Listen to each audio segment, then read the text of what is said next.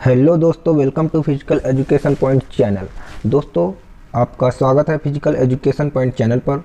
दोस्तों, आज आपके सामने लेकर आए हैं top 50 one liner most important question related to physical education.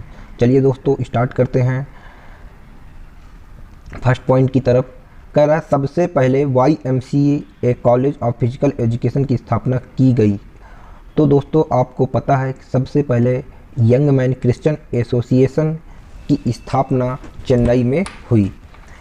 इसके बाद दोस्तों, हमारा नेक्स्ट पॉइंट लिखा है, YMCA of college physical education की स्थापना किस वर्ष की गई। तो याद रखिएगा दोस्तों, 1920 में YMCA कॉलेज की स्थापना हुई। नेक्स्ट पॉइंट है, Laxmibai national college of physical education की स्थापना कब और कहाँ हुई। तो याद रखिएगा दोस्तों, Laxmibai national college of physical education की स्थापना 1957 में हुई। और दोस्तों, यहाँ से एक क्वेश्चन आता है कि इसको ड्रीम यूनिवर्सिटी कब बनी। तो याद रखिएगा दोस्तों, 1995 में Laxmibai national college of physical education को ड्रीम यूनिवर्सिटी बनाई गई। अगला पॉइंट है, Laxmibai national college of physical education ने सर्वप्रथम प्राचार्य बनने का सौभाग्य किसे मिला। तो PM जोसेफ को सर्वप्रथम सौभाग्य प्राप्त हुआ Laxmibai national college of physical education के प्राचार्य बनने का। इसके बाद नेक्स्ट पॉइंट है, Christian college of physical education Lucknow कब स्थापित हुआ। तो याद रखिएगा दोस्तों, Christian college of physical education की स्थापना 1932 में हुई। इसके बाद अगला पॉइंट है, अखिल भारतीय खेल काउंसिलिंग के सर्वप्रथम अध्यक्ष किसे बनाया गया। तो अखिल भारतीय खेल काउंसिलिंग के सर्वप्रथम अध्यक्ष KM करियप्पा को बनाया गया। इसके बाद हमारा नेक्स्ट पॉइंट है, सर दोराबजी टाटा का देहांत किस सन हुआ। तो 3 जून 1932 को हुआ। अगले पॉइंट की ओर बढ़ते हैं, अखिल भारतीय खेल कूद परिषद की स्थापना कहाँ हुई। तो अखिल भारतीय खेल कूद परिषद की स्थापना पटियाला में हुई। इसके बाद अगला पॉइंट है, स्वतंत्रता के बाद पंजाब स्टेट ओलंपिक एसोसिएशन के प्रथम अध्यक्ष कौन थे। तो स्वतंत्रता के बाद पंजाब स्टेट ओलंपिक एसोसिएशन के प्रथम अध्यक्ष GD सोधी थे। नेक्स्ट पॉइंट, राष्ट्रीय खेल फेडरेशन के पदाधिकारियों का चुनाव कितने वर्ष बाद होते हैं। तो 8 वर्षों बाद होते हैं। इसके बाद दोस्तों अगला पॉइंट है, निम्न में से किसने ओलंपिक मसाल के एथेंस से आयोजित स्थल तक लाने का प्रचलन प्रथम बार शुरू किया। एडोल्फ हिटलर ने प्रारंभ शुरू किया। इसके बाद नेक्स्ट पॉइंट है, अंतर्राष्ट्रीय ओलंपिक समिति का मुख्यालय कहाँ स्थित है। तो अंतर्राष्ट्रीय ओलंपिक समिति का मुख्यालय स्विट्जरलैंड में स्थित है। इसके बाद नेक्स्ट पॉइंट है, प्राचीन ग्रीस में डिडास्केलियम क्या है। तो दोस्तों, डिडास्केलियम एक संगीत विद्यालय के रूप में जाना जाता है। इसके बाद दोस्तों है, प्राचीन ग्रीस में गॉड ऑफ हीलिंग। तो गॉड ऑफ हीलिंग किसे माना जाता है। जीएस देवता को माना जाता है। इसके बाद दोस्तों कह रहा है, लेजियम की स्थापना किसने की। अरस्तु ने लेजियम की स्थापना की। इसके बाद दोस्तों अगला पॉइंट है, प्राचीन रोम में कैंपस मार्टियस क्या होते थे। ये दोस्तों सैनिक मैदान के रूप में जाने जाते थे।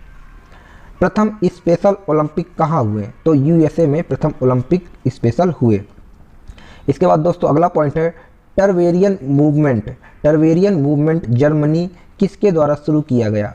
तो हमारे लुडविग जॉन के द्वारा टर्वेरियन मूवमेंट शुरू किया गया। इसके बाद दोस्तों अगला पॉइंट है, राजकुमारी अमृत कौर कोचिंग स्कीम की शुरुआत किस सन में हुई। तो दोस्तों याद रखिएगा, राजकुमारी अमृत कौर कोचिंग स्कीम की स्थापना 1953 में हुई। और दोस्तों क्वेश्चन आता है, राजकुमारी अमृत कौर किस खेल से संबंधित थी। तो ये दोस्तों टेनिस से संबंधित थी। इसके बाद school games federation of India की स्थापना कब हुई। तो 1954 में school games federation of India की स्थापना हुई। इसके बाद दोस्तों हमारा अगला पॉइंट है, अतिरिक्त शक्ति की धारणा किस विद्वान ने प्रतिपादित की। तो दोस्तों याद रखिएगा, हर्बर्ट स्पेंसर ने अतिरिक्त शक्ति की धारणा को प्रतिपादित किया। इसके बाद हमारा अगला पॉइंट है, भविष्यदर्शी धारणा किस विद्वान ने प्रतिपादित की। तो याद रखिएगा दोस्तों, कार्ल ग्रूस ने भविष्यदर्शी धारणा प्रतिपादित की। बढ़ते हैं दोस्तों अगले पॉइंट की ओर। अगला पॉइंट दिए दोस्तों, मनोरंजनात्मक धारणा रिक्रिएशनल थ्योरी किस विद्वान ने दी? तो दोस्तों आप सभी को मालूम होगा, Lord Kemps and GNW Patrick ने रिक्रिएशनल थ्योरी प्रतिपादित किया। इसके बाद दोस्तों अगला पॉइंट है, पुनः अवलोकन धारणा किस विद्वान ने दी? स्टैनली हॉल ने पुनः अवलोकन धारणा को प्रतिपादित किया। इसके बाद दोस्तों बहुत ही इम्पोर्टेंट पॉइंट है, मनोविश्लेषण धारणा का प्रतिपादन किसने किया? सिगमंड फ्राइड ने मनोविश्लेषण धारणा को प्रतिपादित किया। इसके बाद दोस्तों कह रहा है कि सामाजिक धारणा सोशल थ्योरी का सिद्धांत किसने प्रतिपादित किया? तो दोस्तों याद रखिएगा, अरिस्टोटल अरस्तु ने सामाजिक धारणा का सिद्धांत प्रतिपादित किया। इसके बाद दोस्तों कह रहा है, अरस्तु और प्लेटो किस देश के संबंध रखते थे? तो अरस्तु और प्लेटो हमारा ग्रीस से संबंध रखते थे। बढ़ते हैं दोस्तों अगले पॉइंट की ओर, कौन सा देश जिसने शारीरिक शिक्षा तथा शिक्षा पर सर्वप्रथम निर्देशन किया? तो हमारा ग्रीस ही ऐसा देश था जिसने शारीरिक शिक्षा तथा शिक्षा पर सर्वप्रथम ध्यान दिया। इलियड और ओडेसी कविताएं किसने लिखी? तो दोस्तों याद रखिएगा, होमर ने इलियड और ओडेसी कविताएं लिखी। अगला पॉइंट है, तानाशाह शासन ग्रीस के किस काल में था? तानाशाह शासन स्पार्टा काल में था। किस काल में नागरिकों को शहर का सैनिक कहा जाता था? स्पार्टा को। स्पार्टा काल में शिक्षा का उद्देश्य था मैन ऑफ एक्शन। स्पार्टा काल में कमज़ोर बच्चों को किस पहाड़ी से फेंक दिया जाता था? तो दोस्तों याद रखिएगा, माउंट टोड गेट्स नामक पहाड़ी से कमज़ोर बच्चों को फेंक दिया जाता था। स्पार्टा के शिक्षा पद्धति को क्या कहा जाता था? एगोग के नाम से स्पार्टा की शिक्षा पद्धति को जाना जाता था। इसके बाद दोस्तों कह रहा है, स्पार्टा काल में सैनिकों की टुकड़ी को क्या कहा जाता था?